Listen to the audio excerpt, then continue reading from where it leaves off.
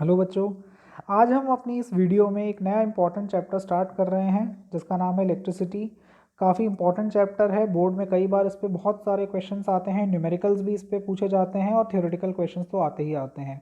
तो इस वीडियो में आज हम सबसे पहले बात करेंगे चार्ज क्या होता है, करंट क्या होता है, पोटेंशियल डिफरेंस क्या होता है, इलेक्ट्रिक सर्किट क्या है और सर्किट एलिमेंट्स के बारे में हम इस वीडियो में जानेंगे।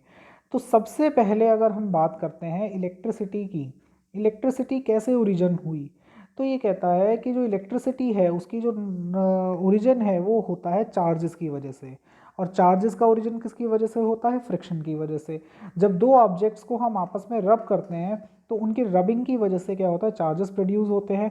और अगर हम इन चार्जेस को फ्लो करने में हेल्प करें, अगर ये चार्जेस फ्लो करते हैं तो ये क्या प्रोड्यूस करते हैं? आपकी इलेक्ट्रिसिटी प्रोड्यूस करते हैं। तो जैसे आपने देखा होगा जो क्लाउड्स होते हैं, जब क्लाउड्स एक जगह से दूसरी जगह मूव करते हैं तो due to the friction between the clouds उसमें क्या होता है? आपकी इलेक्ट्रिसिटी प्रोड्यूस होती है। तो यानी कि electric charges are responsible for the production of electricity.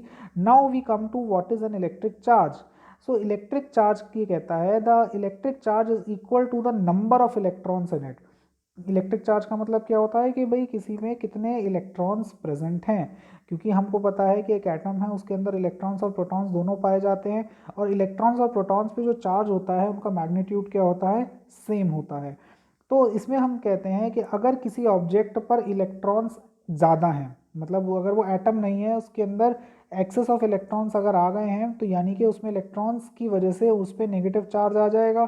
तो जो चार्ज है वो आपका किसके बराबर होता है? Q is equal to N E बराबर होता है। तो charge on an object is equal to number of electrons, कितने इलेक्ट्रॉन्स उसके अंदर हैं, and it is multiplied by the charge on one electron. हम उस पर इलेक्ट्रॉन के चार्ज से क्या कर देते हैं? उसको मल्टीप्लाई कर देते हैं।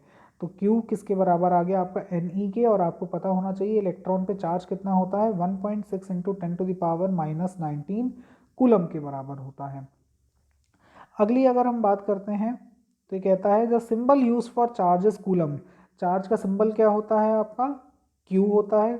The SI unit to measure charge is coulomb.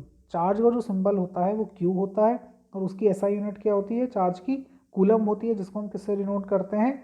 C से। चार्जेस की बहुत सारी प्रॉपर्टी है बट इस वीडियो में हम बात करेंगे, आपके जो सिलेबस में है वो है कि same charges repel each other and opposite charges attract each other. तो चार्जेस जो हैं वो हमारे दो टाइप के होते हैं, पॉजिटिव चार्ज और नेगेटिव चार्ज। पॉजिटिव चार्ज और नेगेटिव चार्ज में प्रॉपर्टी क्या होती है कि जो पॉजिटिव चार्ज हैं, या इसमें हम देखते हैं जैसे पॉजिटिव पॉजिटिव चार्ज है या नेगेटिव नेगेटिव चार्ज है, इसको हम कहते हैं सेम चार्ज। तो सेम चार्जेस क्या करते हैं? एक दूसरे को रिपेल करते हैं और अपोजिट चार्जेस जो होते हैं वो एक दूसरे को क्या करते हैं? अट्रैक्ट करते हैं। और इनके बीच में जो फोर्स लगती है उसको हम क्या बोलते हैं? इलेक्ट्रोस्टैटिक फोर्स ऑफ अट्रैक्शन या कूलम्बिक फोर्स। क्योंकि चार्जेस हैं तो चार्जेस के बीच में जो फोर्स होती है उसको हम क्या बोलते हैं? Coulombic force. अगला अगर हम बात करते हैं करंट की, तो करंट आपने बहुत कॉमन वर्ड है, कई बार हम अपनी एवरी डेली लाइफ में सुनते हैं करंट का क्या मतलब होता है। तो करंट की जो सबसे सिंपल डेफिनेशन आती है ये होती है the rate of flow of charge. Rate of flow of charge is called current. जो करंट आपका फ्लो कर रहा है, किस रेट से फ्लो कर रहा है, उसको ही हम क्या बोलते हैं? आपका करंट। और करंट किसके बराबर हो जाएगा? आपका charge upon time. Charge per unit time को ही हम क्या बोलते हैं? करंट। और आपने अभी पढ़ा चार्ज का सिंबल क्या होता है आपका? चार्ज का सिंबल क्या होता है आपका? Q। और टाइम का क्या होता है? T। तो इसमें हम बात करते हैं अगर SI यूनिट की, तो SI यूनिट ऑफ करंट क्या होती है आपकी? एम्पियर के बराबर होती है। तो 1 एम्पियर किसके बराबर आ गया? चार्ज का सिंबल हो गया Q और उसकी SI यूनिट क्या हो गई? कूलम। तो कूलम पर second is equal to 1 ampere. और इसकी अगर हम स्मॉलर यूनिट्स की बात करते हैं तो 1 मिली एम्पियर किसके बराबर होता है? 10⁻³ एम्पियर। 1 माइक्रो एम्पियर किसके बराबर होता है? 10⁻⁻6 एम्पियर। तो करंट बेसिकली क्या होता है? It is the rate of flow of charge. किस रेट से आपके चार्जेस फ्लो कर रहे हैं उसको हम क्या बोलते हैं? करंट। और ऐसा यूनिट ऑफ करंट क्या होती है आपकी? एम्पियर। और करंट को मेज़र हम किससे करते हैं? किसी सर्किट में कितना करंट फ्लो कर रहा है उसको हम मेज़र करते हैं एमीटर से। और ये क्या है? उसका सिंबल है एमीटर का। ये आपके सामने डिवाइस है जो क्या करता है? करंट को मेज़र करता है। This is ammeter. और इसमें एक इंपॉर्टेंट क्वेश्चन कई बार एग्जाम में पूछा जाता है, डिफाइन 1 एम्पियर। तो 1 एम्पियर क्या होता है? When 1 coulomb of charge flows through wire in 1 second. अगर हम पीछे देखते हैं डेफिनेशन में कि अगर हम 1 कूलम का चार्ज 1 सेकेंड में फ्लो करता है तो आपका जो करंट आएगा वो कितना होगा, आपका 1 एम्पियर। तो ये डेफिनेशन 1 एम्पियर की आप इस फॉर्मूले से भी निकाल सकते हैं। When 1 coulomb of charge flows through a wire in 1 second then current is said to be 1 ampere. अगला आता है इंपॉर्टेंट टॉपिक है, how can we get continuous flow of current in a circuit. अब ये बात आती है कि जो फ्लो ऑफ चार्ज है उसको हम करंट बोलते हैं, but how do this charge flow in a circuit, ये चार्ज को हम कैसे फ्लो करा सकते हैं। तो we can get continuous flow of current in a circuit by maintaining a potential difference between the two ends of a conductor. अब इसमें एक इंपॉर्टेंट टर्म आती है पोटेंशियल डिफरेंस। ये कहता है कि आपको किसी वायर के अंदर अगर करंट को फ्लो कराना है, अगर आपको चार्जेस को मूव कराना है तो उसके अंदर चार्जेस का फ्लो कैसे होगा। तो चार्जेस का फ्लो तभी पॉसिबल है अगर उसके अक्रॉस क्या हो, पोटेंशियल डिफरेंस हो। और पोटेंशियल डिफरेंस कौन प्रोवाइड करता है, पोटेंशियल डिफरेंस प्रोवाइड करता है आपका बैटरी। तो यह तभी हम अगर किसी भी रेजिस्टेंस के अक्रॉस बैटरी या सेल लगाते हैं तो उसके कंडक्टर के एंड्स के अक्रॉस क्या होता है, पोटेंशियल डिफरेंस जनरेट होता है, और उस पोटेंशियल डिफरेंस के कारण ही आपका जो करंट है वो क्या करता है, फ्लो करता है। तो हम बात करते हैं पोटेंशियल डिफरेंस की। पोटेंशियल डिफरेंस को हम V से डिनोट करते हैं, और ये कहता है work done to move a unit charge from one point to another. अब इसका मतलब क्या हुआ, ये कहता है कि एक पॉइंट से दूसरे पॉइंट तक चार्ज को आपको क्या करा, आपको ले जाना है। सपोज यहाँ से आपको चार्ज को यहाँ पर ले जाना है, तो जो आप वर्क करोगे, जो आप इस चार्ज को एक जगह से दूसरी जगह ले जाने में आप वर्क करोगे, वही किसके बराबर होता है, पोटेंशियल डिफरेंस के। तो आपका जो V है पोटेंशियल डिफरेंस वो किसके बराबर आ जाएगा, W अपॉन Q, जहाँ पर W क्या है आपका वर्क डन और Q क्या है आपका चार्ज। और इसमें SI यूनिट क्या निकल कर आती है आपकी पोटेंशियल डिफरेंस की, वोल्ट। तो एलेक्जेंड्रिया वोल्ट के नाम पर इसकी SI यूनिट रखी गई है। तो SI unit of potential difference क्या हो गई आपकी, वोल्ट। और आपको पता है कि वर्क डन की यूनिट क्या होती है, वर्क डन हमने 9th क्लास में पढ़ा था। वर्क की जो SI यूनिट होती है वो होती है जूल, और चार्ज की क्या होती है, कूलम। तो आपका जो वर्क है इसकी तो SI यूनिट हो गई जूल, और चार्ज की क्या हो गई आपकी, कूलम। तो आपका जो पोटेंशियल निकल कर आया उसकी यूनिट जो निकल कर आएगी V किसके बराबर हो जाएगा आपका, जूल्स पर कूलम के बराबर हो जाएगा। आपका जो V निकल कर आएगा वो किसके बराबर होगा, आपका जूल्स पर कूलम के बराबर होगा। तो इसमें एक इंपॉर्टेंट क्वेश्चन आता है एग्जाम में, डिफाइन 1 वोल्ट। तो अगर हम 1 वोल्ट को डिफाइन करते हैं तो 1 वोल्ट क्या होता है, it is 1 joule of work done in carrying 1 coulomb of charge. भाई अगर आप 1 जूल का वर्क करोगे कब, एक कूलम चार्ज को ले जाने में, तो जो वर्क हमने करा वो किसके बराबर होगा, 1 वोल्ट के बराबर होगा। तो when 1 joule of work is done in carrying 1 coulomb of charge from one point to another, then potential difference is said to be 1 volt। अगला इंपॉर्टेंट जो है आपकी टर्म वो आती है वोल्ट मीटर।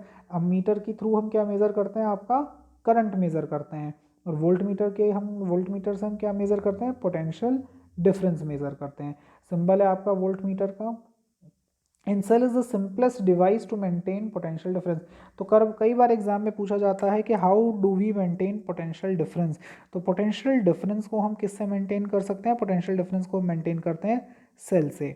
और आपको पता है कि जब भी कोई भी मूवमेंट होता है वो हायर पोटेंशियल से लोअर पोटेंशियल तक होता है। इसी तरह से जो करंट है आपका वो हायर पोटेंशियल से लोअर पोटेंशियल की तरफ क्या करता है, आपका करंट मूव करता है। अगली ये आपका क्या है, वोल्ट मीटर है, जो आपका क्या करता है, पोटेंशियल डिफरेंस को मेज़र करने के काम आता है। अगली टॉपिक आता है आपका इलेक्ट्रिक सर्किट्स।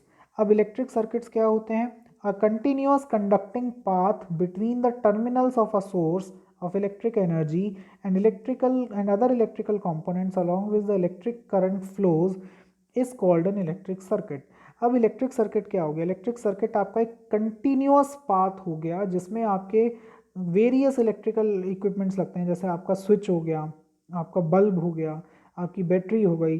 कनेक्टिंग वायर्स के थ्रू जो पूरा सर्किट बनकर आता है उसको ही हम क्या बोलते हैं, आपका इलेक्ट्रिक सर्किट बोलते हैं। अब ये इलेक्ट्रिक सर्किट जो होता है वो फिर आपका दो टाइप का होता है, closed electric circuit and open electric circuit. और क्लोज इलेक्ट्रिक सर्किट और ओपन इलेक्ट्रिक सर्किट क्या होते हैं, आप इस डायग्राम से देख सकते हो। इस डायग्राम में अगर हम देखते हैं तो ओपन सर्किट क्या होता है, जिसमें आप देखोगे ये क्या है, आपकी एक बैटरी है, ये आपका बल्ब है, ये आपकी कंडक्टिंग वायर्स हैं, और ये क्या है, आपका एक स्विच मान सकते हैं हम उसको, की कहते हैं हम उसको, ये स्विच है आपका। अब इस डायग्राम में अगर आप देखोगे तो जैसे ही आपने देखा कि ये वाला स्विच क्या है हमारा यहाँ से ओपन है, ये स्विच क्या है हमारा यहाँ पे ओपन है, और इधर क्या है, ये हमारा स्विच क्लोज्ड है। तो आप देखोगे कि अगर हमारा स्विच ओपन होगा तो हमारा जो बल्ब है वो ग्लो नहीं करेगा, बट जैसे ही हम इस स्विच को क्लोज करेंगे आप देखोगे हमारा जो बल्ब है वो क्या करेगा, ग्लो करना चालू कर देगा। तो ओपन सर्किट में आपका सर्किट कंप्लीट नहीं होता, करंट उसमें फ्लो नहीं कर सकता, बट क्लोज सर्किट में क्या होता है, आपका सर्किट पूरा क्लोज होता है, स्विच भी उसमें बंद होता है, मतलब स्विच ऑन होता है उसमें, और बैटरी और सारे कनेक्शंस क्या होते हैं, बिल्कुल प्रॉपर होते हैं, जिससे क्या होता है उसके अंदर इजीली करंट क्या करता है, फ्लो करता है। तो क्लोज सर्किट में क्या होगा, आपका करंट फ्लो करेगा, और ओपन सर्किट में करंट फ्लो नहीं करेगा। अगला हमारा इंपॉर्टेंट टॉपिक आता है various components in an electric circuit. क्या क्या हमारे कंपोनेंट्स हो सकते हैं एक इलेक्ट्रिक सर्किट के अंदर। इसमें हम सबसे पहले अगर आप इनके सिंबल्स देखो तो इलेक्ट्रिक सेल, सेल का क्या सिंबल होता है, सेल का सिंबल होता है एक टर्मिनल और एक छोटा सा टर्मिनल, ये हमारा सेल हुआ, जिसमें बड़ा वाला जो टर्मिनल होता है वो हमारा पॉजिटिव होता है, और छोटे वाला जो टर्मिनल होता है वो हमारा नेगेटिव होता है। फिर इसमें बैटरी में हम कई सारे सेल्स को आपस में ज्वाइन करते हैं तो हमारी बैटरी बनती है।